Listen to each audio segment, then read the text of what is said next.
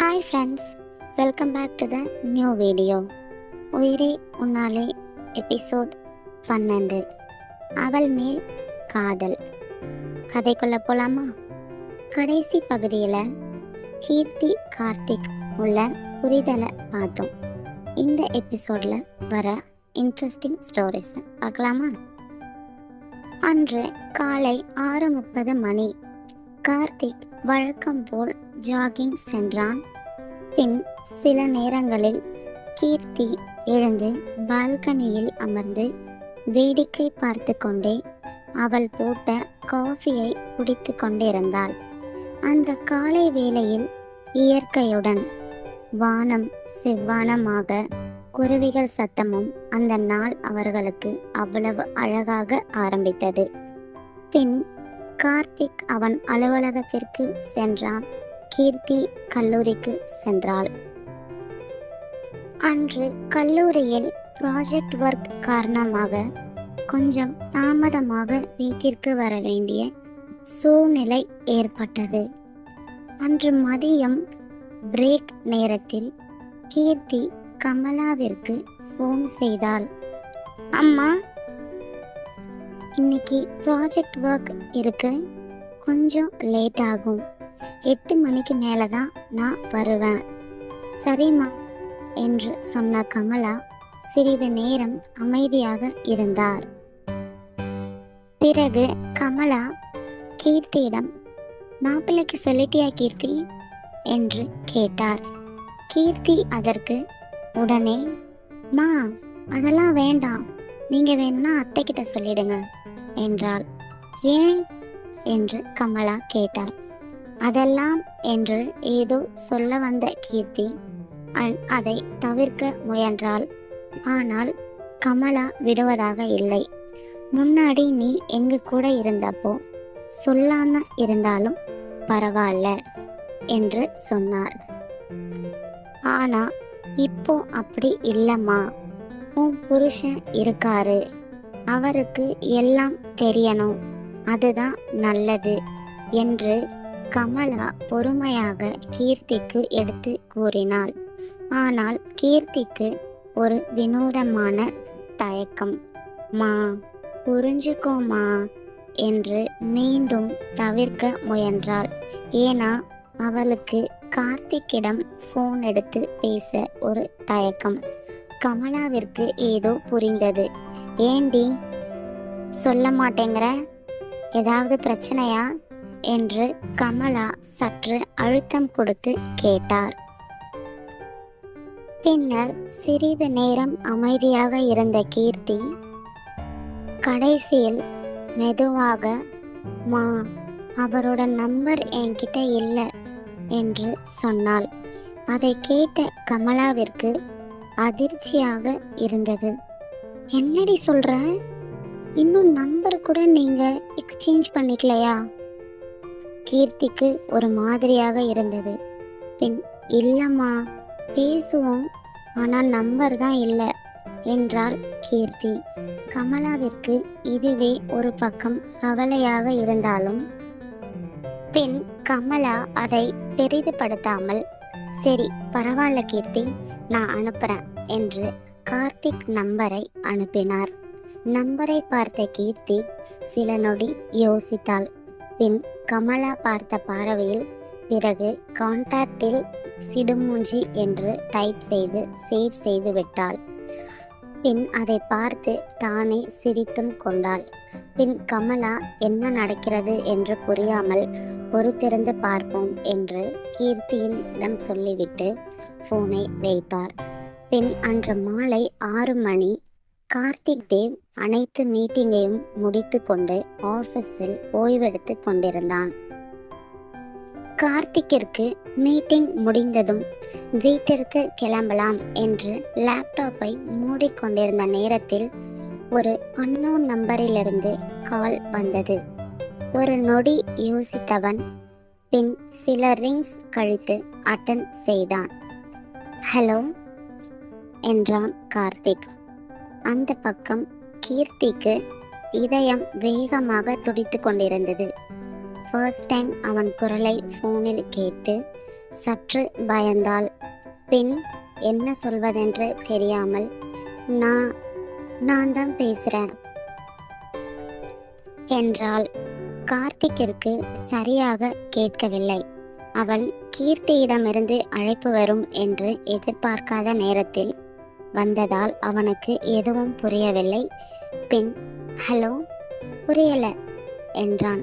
அந்த பக்கம் கீர்த்திக்கு இதயம் வேகமாக துடித்து கொண்டிருந்தது. நான் தான் பேசுறேன் என்று திரும்பவும் சொன்னாள். கார்த்திக்கிற்கு திரும்பவும் சரியாக கேட்கவில்லை. ஹலோ என்றான். சிறிது நேரம் தயங்கிய கீர்த்தி முதலாக கார்த்திக் என்று அழைத்தாள். அந்த ஒரு வார்த்தையில் கார்த்திக் ஒரு நொடி அமைதியாகி விட்டான். கார்த்திக் என்று அவனை அவள் உரிமை வைத்து கூப்பிட்டது அவனுக்கு ஏதோ போல் தோன்றியது. அவன் கீர்த்தி என்று தயக்கத்துடனே யோசித்துக் கொண்டிருக்கிறான், யார் இந்த கால் என்று. பின் கீர்த்தி அந்த கார்த்திக் என்று சொல்லியது அவனுக்குள் ஏதோ ஒரு புதிய உணர்வை உருவாக்கியது. அவனும் அறியாமல் உதட்டில் ஒரு சின்ன புன்னகை வந்தது. அவன் கீர்த்திதான் என்று தெரிந்தும் வேண்டுமென்றே யாரு என்று மீண்டும் கேட்டான். நான் கீர்த்தி பேசுறேன் என்று கீர்த்தி அப்பொழுதுதான் சொன்னாள். அவனுக்கு முழுவதும் புரிந்தது. சொல்லு என்றான். பின் கீர்த்தி விஷயத்தை சொல்ல ஆரம்பித்தாள். இன்னைக்கு ப்ராஜெக்ட் ஒர்க் இருக்கு, கொஞ்சம் லேட் ஆகும். நான் நைட் 8 மணிக்கு மேலே தான் வருவேன். நீங்கள் டோர் லாக் பண்ணிக்கோங்க என்றாள். கார்த்திக் உடனே யோசித்தான். பின் ஏன் லேட் ஆகும் என்று கேட்டான். அவன் ஏன் கேட்கிறான் என்பது கீர்த்திக்கு புரியாமல் இருந்தது. ஏனென்றால் அவள் இப்போதுதான் ப்ராஜெக்ட் ஒர்க் என்று தெளிவாக சொன்னாள். பின் மீண்டும் கார்த்திக் கேட்டான். பிறகு கீர்த்தி ப்ராஜெக்ட் ஒர்க் என்று மட்டும் சொன்னாள்.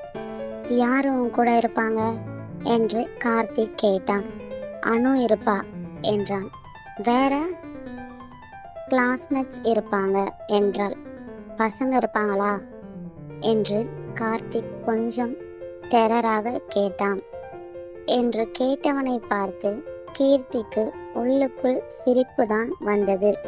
ஆமா, எல்லாரும் இருப்பாங்க என்று சொன்னாள்.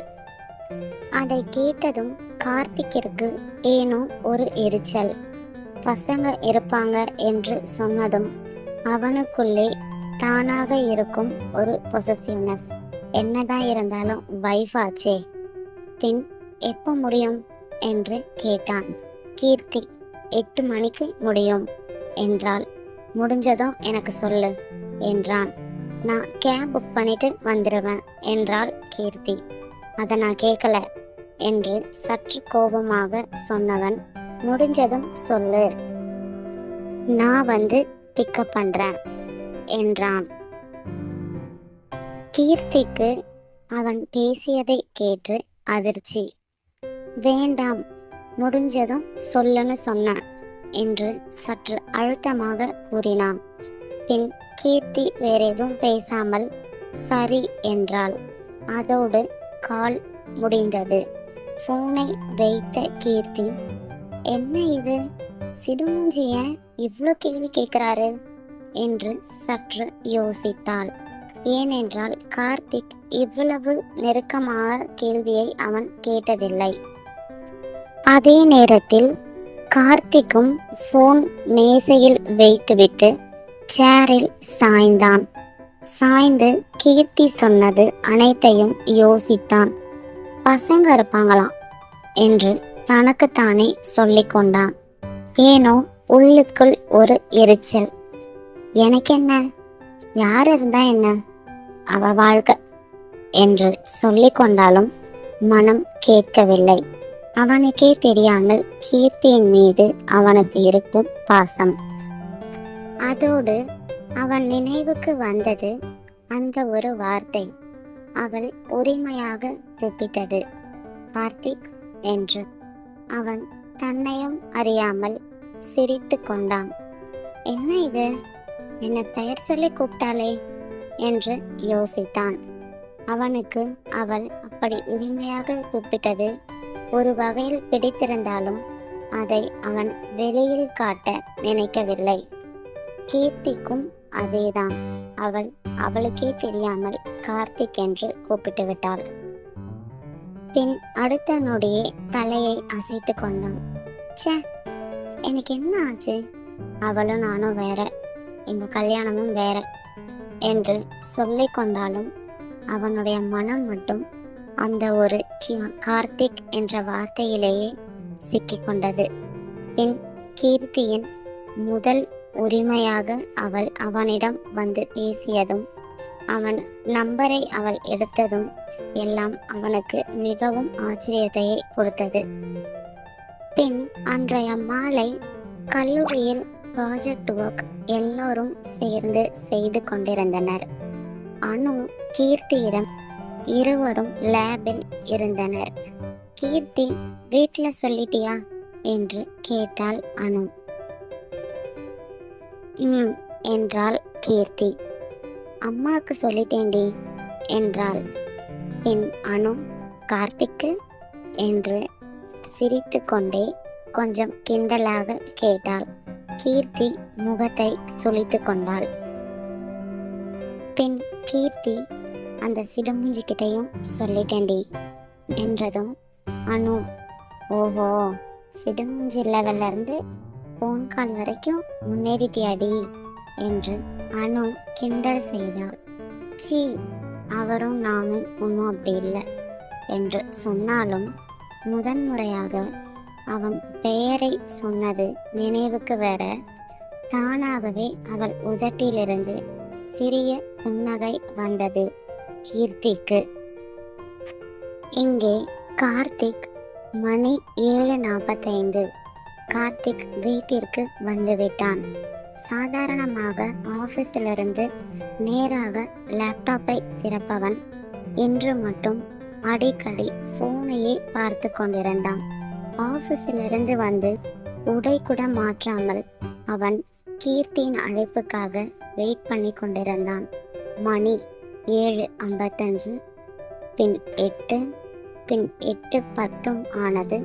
ஒரு மெசேஜ் கூட வரவில்லை, ஒரு காலும் வரவில்லை. அவன் முகம் சற்று சுருங்கியது.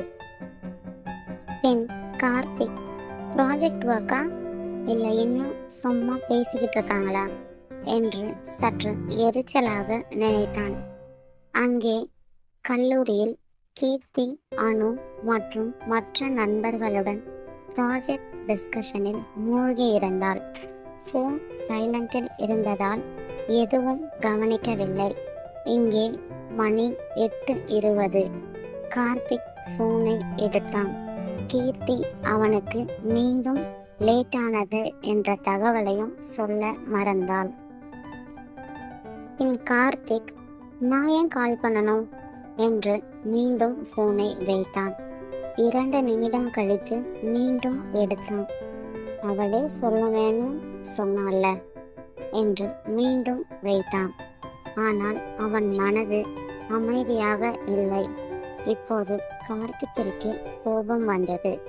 என்ன இருந்தாலும் டைம் போறது தெரியாமல் அப்படி என்ன ப்ராஜெக்ட் ஒர்க் செய்து கொண்டிருக்கிறார் என்று சற்று கோபமே வந்துவிட்டது. இவ எங்க இருக்கா, ஒரு கால் பண்ணி கூட சொல்ல மாட்டாளா என்று கார்த்திக் முணுமுணுத்தவன் இறுதியாக அவன் பொறுமையை இழந்து அவளுக்கு ஃபோன் செய்தான். முதலில் ரிங், அவள் எடுக்கவில்லை. 2வது ரிங் போனது, அப்பொழுதும் அவள் எடுக்கவில்லை. 3வது ரிங்கும் பண்ணினான். அப்போதுதான் கீர்த்தி ஃபோனை பார்த்தாள். ஃபோன் சைலண்டில் இருந்ததால் வைப்ரேட்டில் அவள் தெரிந்து கொண்டாள். ஐயையோ, ஃபோனில் சிடுமூஞ்சி காலிங் என்று வந்தது. அதை பார்த்ததும் அவளது முகமே மாறிவிட்டது. ஐயோ, சொல்ல மறந்துட்டனே என்று அனுவிடம், ஐயோ அனு, 8 மணிக்கு கால் பண்ண சொன்னாரு, நான் மறந்தே போயிட்டேன் என்று பதறினாள். அனு சிரித்தாள். உன் சிடுமூஞ்சி ரொம்ப பொசசிவ் போலேடி என்றாள். பின் கீர்த்தி பதட்டமாக காலை அட்டன் செய்தாள். அவளுக்கு நன்றாகவே தெரியும் கார்த்திக்கின் கோபம் எந்த அளவுக்கு இருக்கும் என்று. பின் ஹலோ என்றாள் என்று மெதுவாக சொன்னாள். அடுத்த நொடியே கார்த்திக், முடிஞ்சதும் சொல்ல சொன்னது காதல விழலையா என்று கார்த்திக் கோபமாக கத்தினான் போனில். கீர்த்தி பயந்தே போனாள். பின் சாரி, ப்ராஜெக்ட்ல பிஸியா இருந்தேன், அதான் நான் காலை பார்க்கல என்றாள். கார்த்திக் எங்க இருக்க என்றான். கீர்த்தி காலேஜில். சரி கீழவா என்றான். கீர்த்திக்கு சற்று அதிர்ந்து போனாள். என்னது என்றான். கார்த்திக் கீழவான்னு சொன்ன என்று சொல்லிவிட்டு காலையும் கட் செய்தான். பின் கீர்த்தி அதிர்ச்சியாக அனுவை பார்த்தாள். அனு, என்னடி சிடுமூஞ்சி காலேஜ் கேட்டுக்கு வந்திருக்காரு போலடி. அனு கண்களை பெரிதாக்கினாள். என்னது, என்னடி சொல்றா? அடி பாவி, காதல் இல்லாமலே ஹஸ்பண்ட் டியூட்டிஸ் எல்லாம் செய்ய ஆரம்பிச்சிட்டாரே என்று கிண்டல் செய்து சிரிக்க ஆரம்பித்தாள். கீர்த்திக்கு ஏனோ உள்ளுக்குள் ஒரு விதமான சந்தோஷம். ஏனென்றால் இவளுக்காக கார்த்திக் சொன்ன நேரத்தை தாண்டியும் வந்து வெயிட் செய்திருக்கிறதை கண்டு. ஆனால் கீர்த்தி அதை வெளியில் காட்டிக்கொள்ளவில்லை. சி, அவரோட ஆளு என்று பிடிக்காதது போல் சொல்லிக்கொண்டே அவள் இதயம் வேகமாக துடிக்க ஆரம்பித்தது. முதன்முறையாக தன் கணவனை பார்க்க அவசரமாக படிக்கட்டுகளில் இறங்கினார் கீர்த்தி. அவசரமாக கீழே வந்த கீர்த்தி கல்லூரி வாசல் அருகே நின்றிருந்த கருப்பு நிற BMW பார்த்தாள். கார் மேல் சாய்ந்து கொண்டிருந்த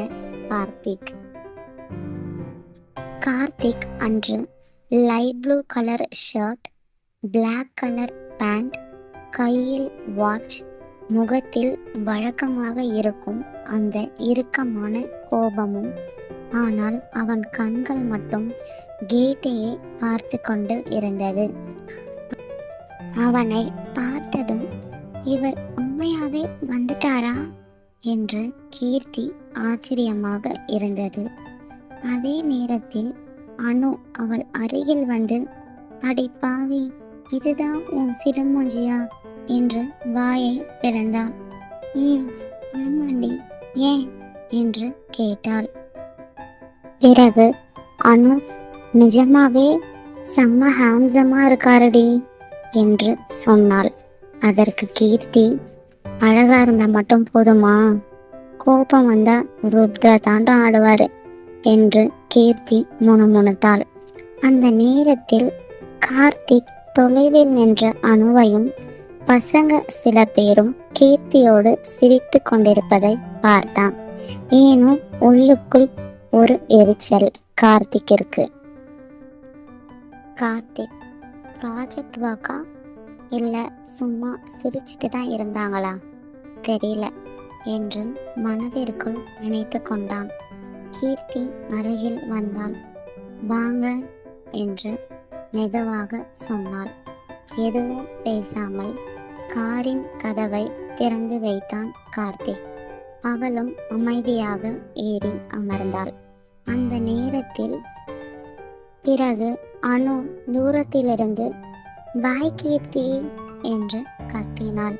பிறகு கார்த்திகை பார்த்து பாய் அண்ணா என்று கையசைத்தாள். கார்த்திக் லேசாக தலையசைத்தான். பின் கார் கிளம்பியது. முழு வழியிலும் அமைதி மட்டுமே மிஞ்சியது. 5 நிமிடங்கள் 10 நிமிடங்கள் யாருமே பேசவில்லை, கீர்த்தியும் கார்த்திக்கும். கடைசியில் சாரி என்று மெதுவாக சொன்னாள் கீர்த்தி. கார்த்திக் ரோடை பார்த்தபடியே காரை ஓட்டினான். பின் எதுக்கு என்றான். கால் பண்ண மறந்துட்டல என்று சொன்னாள். அதற்கு கார்த்திக், மறந்துட்டியா என்றான். ம் என்று கீர்த்தி சொன்னாள். நான் சொல்லியதுக்கு வேல்யூ இல்லையா அப்ப என்று கொஞ்சம் கடினமாக சொன்னான் கார்த்திக். கீர்த்தி உடனே அப்படி இல்லை, பிஸியில என்று சொல்ல வந்தாள். கார்த்திக் சரி விடு என்று சொல்லிவிட்டு மீண்டும் அமைதியாகி விட்டான். கீர்த்தி யோசிக்கிறாள். ஏதோ வருத்தமாக இருந்தது. பின் இவர் ஏன் இவ்வளோ கோவப்படுறாரு என்று தோன்றியது. நான் வந்தா என்ன, வரலனா இவருக்கு என்ன என்று கீர்த்தி நினைத்தாலும் அவன் இவ்வளவு தூரம் தன்னை கூட்டிக் கொண்டு போக வந்தது மனதில் ஒரு சிறிய சந்தோஷத்தை கொடுத்தது கீர்த்திக்கு. பின் அப்பார்ட்மெண்ட்டிற்கு வந்து சேர்ந்தார்கள் இருவரும். காரில் இருந்து இறங்கிய கீர்த்தி எதுவும் பேசாமல் உள்ளே செல்ல நினைத்தாள். ஆனால் மனம் கேட்கவில்லை. சற்று திரும்பி பின் கீர்த்தி என்னங்க என்று அழைத்தாள். அவன் கவனிக்கவில்லை. பின்னர் கார்த்திக் என்று அழைத்தாள். அவள் தன் பெயரை அழைத்தவுடன் கார்த்திக் திரும்பி பார்த்தான். அவன் முகத்தில் இன்னும் கொஞ்சம் கோபம் இருந்தாலும் அவள் அழைப்பு வந்தவுடன் அவன் வந்த கோபம் எங்கோ மறைந்து போனது. கீர்த்தி கொஞ்சம் தயக்கத்துடன், கொஞ்சம் பொறுமையாக இருந்ததுக்கு தேங்க்ஸ் என்று மெதுவாக கூறினாள் கார்த்திக்கிடம். கார்த்திக்கை ஒரு நொடி என்ன பேசுவது என்று புரியவில்லை. பிறகு என்று மட்டும் சொல்லிவிட்டு அவனும் அமைதியாக தனது அறைக்குள் சென்றான். அன்றைய இரவு இருவருக்கும் தூக்கம் சரியாக வரவில்லை. 2 பேரின் மனதிலும் 1000 கேள்விகள். கார்த்திக் படுக்கையில் படுத்திருந்தாலும் மனம் மட்டும் அமைதியாக இல்லை. இதோடு இந்த எபிசோடை முடிக்கிற ஃப்ரெண்ட்ஸ். கார்த்திக் மற்றும் கீர்த்தியின் சுவாரஸ்யமான காதல் வாழ்க்கையை இனி வரும் அத்தியாயத்தில் பார்ப்போம். உங்கள் கருத்துக்களை கமெண்டில் பதிவு செய்யுங்கள். And subscribe and support. Thanks for everyone watching my video. Until bye.